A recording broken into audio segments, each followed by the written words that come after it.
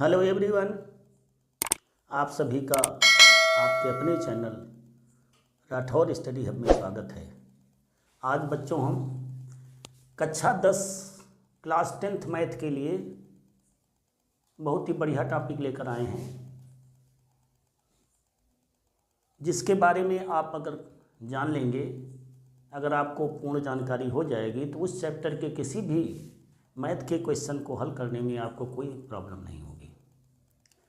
Topic है आपका, लिखा हुआ है सामने, हमने जितने भी मेन फैक्ट सब लिख दिए हैं। समांतर श्रेणी के उपयोगी सूत्र एवं ज्ञानवर्धक बिंदु। अर्थमेटिक प्रोग्रेशन जो आपका है उसके यूजफुल फार्मूलाज हैं and knowledge booster points of arithmetic progression. ऐसे पॉइंट हमने लिए हैं जो आपको क्वेश्चन प्रश्नों को अर्थमेटिक प्रोग्रेशन के मीन्स समांतर श्रेणी के प्रश्नों को हल करने में पूरी रूप से सहायता मिलेगी।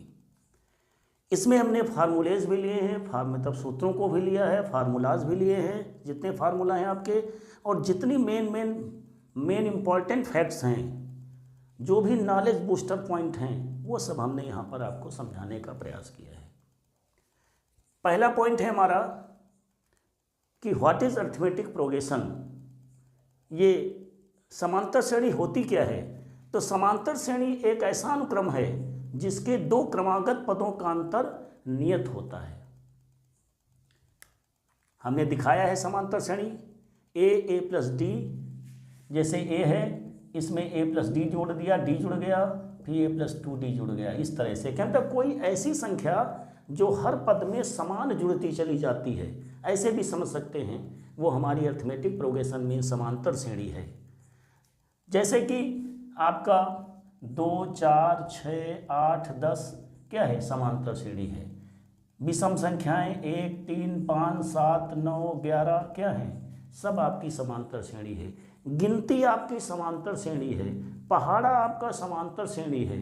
कहने का मतलब अगर किसी श्रेणी को हमें पहचानना है और उसमें पहचान के समय अगर हम क्रमागत दो पदों का अंतर करते जाएं और समान अंतर मिले तो नाम से ही स्पष्ट है कि वो समांतर श्रेणी होती है। पहली बात आपको क्लियर हो गई। पहला टॉपिक कि ऐसा अनुक्रम है जिसमें दो क्रमागत पदों का अंतर सदैव क्या होता है? नियत होता है। दूसरा हमने लिया है सभी क्रमागत, अभी जो हमने बात की, प्राकृत नेचुरल नंबर्स, प्राकृत संख्याएं जितनी भी हैं वो सब आपकी समांतर श्रेणी है।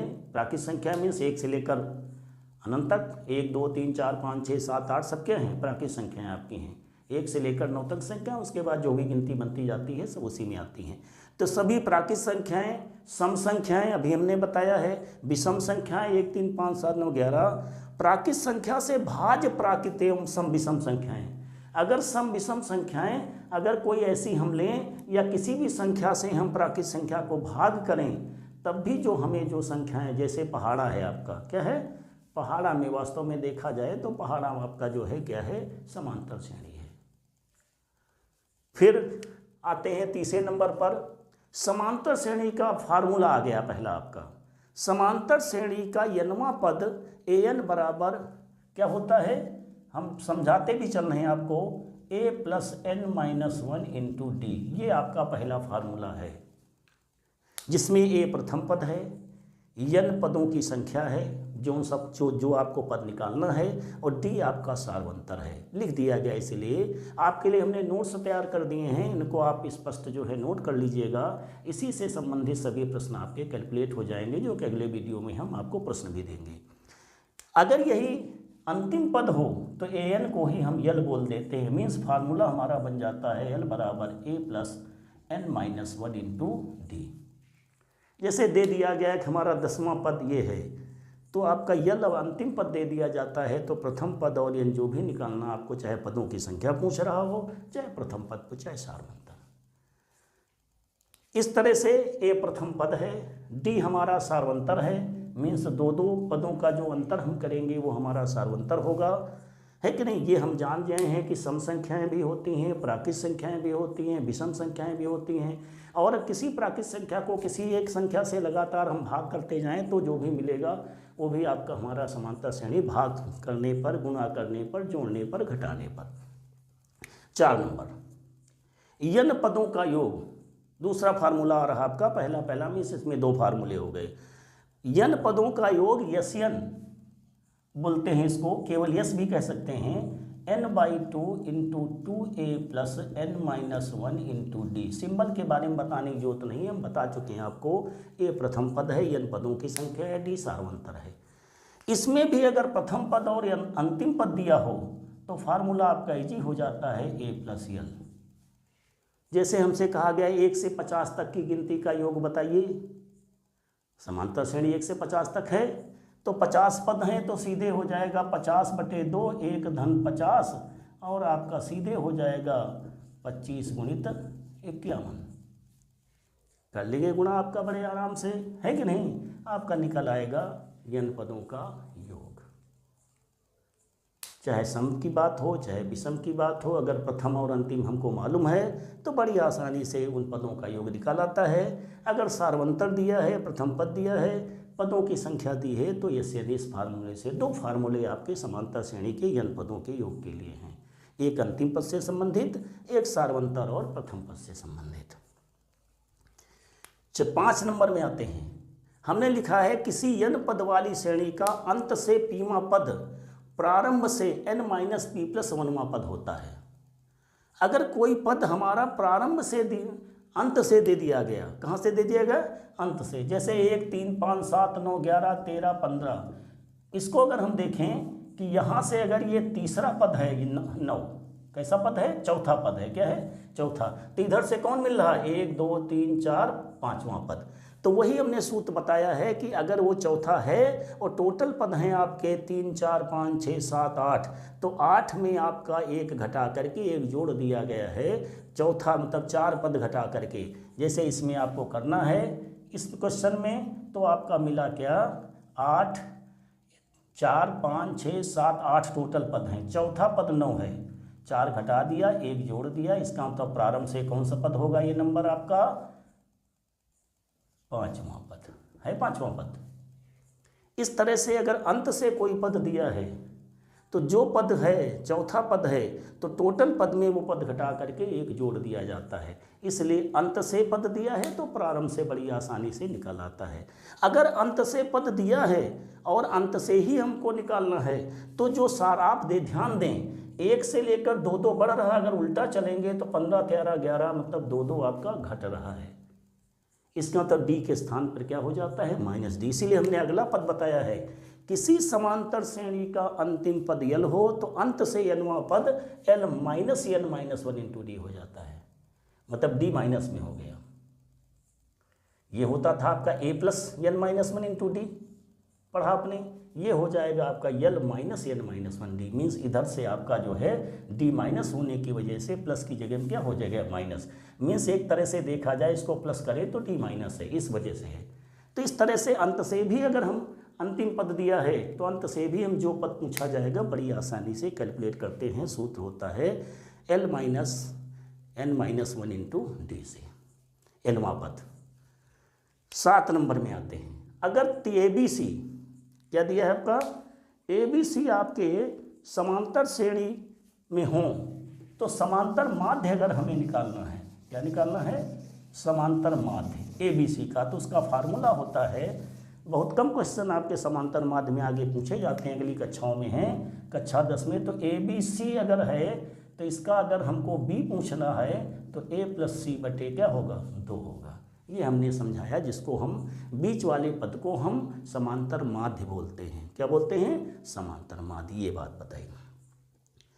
अब आइए अगले फैक्ट में, समांतर श्रेणी में अगर कैलकुलेट करेंगे तो n का मान अगर निगेटिव और पॉजिटिव दोनों आता है तो समांतर श्रेणी के में पदों की संख्या कभी ऋणात्मक नहीं हो सकती है।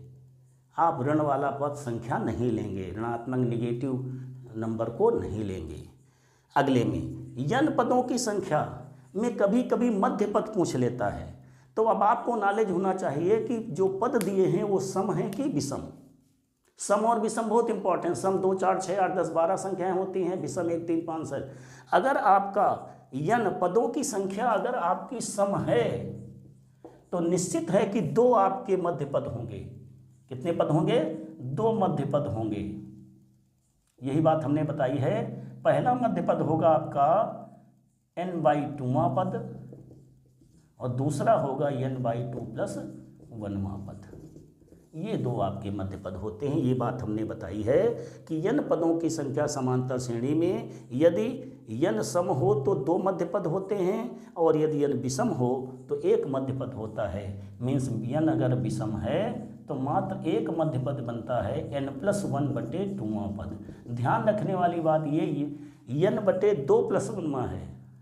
n को 2 से भाग करने के बाद 1 जोड़ा गया, इसमें n में 1 जोड़ा गया तब 2 से भाग किया गया। बच्चों इस बात को ध्यान रखिएगा, गलती नहीं करिएगा, है कि नहीं। प्राय आप कॉमन रूप में ऐसी गलती आप कर देते हैं। इसके बाद आते हैं हम 10 नंबर में। किसमें?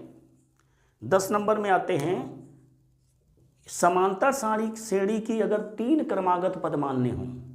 यह आपको मेमोरी में रख लेना है कि अगर 3 मानने हैं तो हम a - d, a और a + d मानते हैं। अगर 4 पद कहीं मानने पड़ जाएं तो a - 3d, a - d, a + d, a + 3d।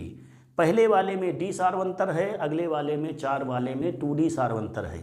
फिर 5 मानेंगे तो फिर a - 2d, a - d, a + d, a + 2d होगा, इसमें भी d ही सार्वंतर है। तो ये आपको जब कभी 4 संख्याएं, 3 संख्याएं, समांतर श्रेणी की 5 संख्याएं निकालनी हो और मानना पड़ जाए तो आपके पास ये 4 हैं। ऐसा क्यों मानते हैं? जिससे इनका योग करते हैं तो d आपका जो है समाप्त हो जाता है। इसलिए ये मानने के पद भी आपको ध्यान में रखने हैं। अंतिम चीज़ आपकी आती है, कभी कभी प्रश्न में कह देता है कि दी गई श्रेणी में ये चीज़ ज्ञात करिए। अब आपको क्लियर तो है नहीं कि श्रेणी कौन सी है। आपके पाठ्यक्रम में समांतर है इसलिए निश्चित समांतर होगी, मगर श्रेणियाँ तो आपकी ज्योमेट्रिक प्रोग्रेशन, गुणोत्तर श्रेणी भी होती है, हार्मोनिक प्रोग्रेशन, हरात्मक श्रेणी भी होती है। आगे चल के कंपटीशनों में तीनों श्रेणियाँ काम करेंगी। मगर फिर भी हमको यहाँ चेक करना है पहले कि वास्तव में ये समांतर श्रेणी है कि नहीं। तो अगर कोई श्रेणी हमको दी है, जैसे कि हमारा जो है 7, 14, 21, 28 ऐसे दिया है, मगर ये नहीं बता रहा कि ये समांतर श्रेणी है, तो 2-2 पदों का क्रमागत अंतर हम सब 3 बार चेक करेंगे। अगर बराबर अंतर आ रहा है तो डिफिनीशन हमारी कहती है कि क्रमागत पदों का अंतर नियत है तभी समांतर श्रेणी होगी, तो क्लियर हो जाएगा वो समांतर श्रेणी होगी। कहने का मतलब है कि अगर श्रेणी का उल्लेख नहीं किया गया है तो पहले हम उसकी श्रेणी का जाँच करेंगे, निरीक्षण करेंगे कि वास्तव में समांतर श्रेणी है कि नहीं। जब समांतर श्रेणी होगी तभी आप आगे बढ़ेंगे। इस तरह से आपको हमने नॉलेज बूस्टर पॉइंट्स के तहत समांतर श्रेणी में जितने भी आने वाली तथ्य हैं, फैक्ट्स हैं, फार्मूला हैं, हमने सब आपको क्लियर कर दिया है। अब इसके बाद इन्हीं चीज़ों का इस्तेमाल करते हुए यूपी बोर्ड में आने वाले या बोर्ड परीक्षा में, किसी भी परीक्षा में, चाहे सीबीएसई हो, चाहे यूपी बोर्ड हो, चाहे हिंदी मीडियम हो, चाहे इंग्लिश मीडियम हो, सभी में आने वाले प्रश्नों को हम लेकर आएंगे, जिनमें कि आपके उन्हीं प्रश्नों में से आपके बोर्ड में प्रश्न आ जाएंगे और आपको पूरी समांतर श्रेणी क्लियर हो जाएगी। परंतु बच्चों पहले आप इतनी बात को क्लियर कर लीजिए। आप हमारे चैनल से जुड़े रहिए, लाइक, सब्सक्राइब, शेयर करते रहिएगा, जिससे और लोग भी फ़ायदा ले सकें। Thank you.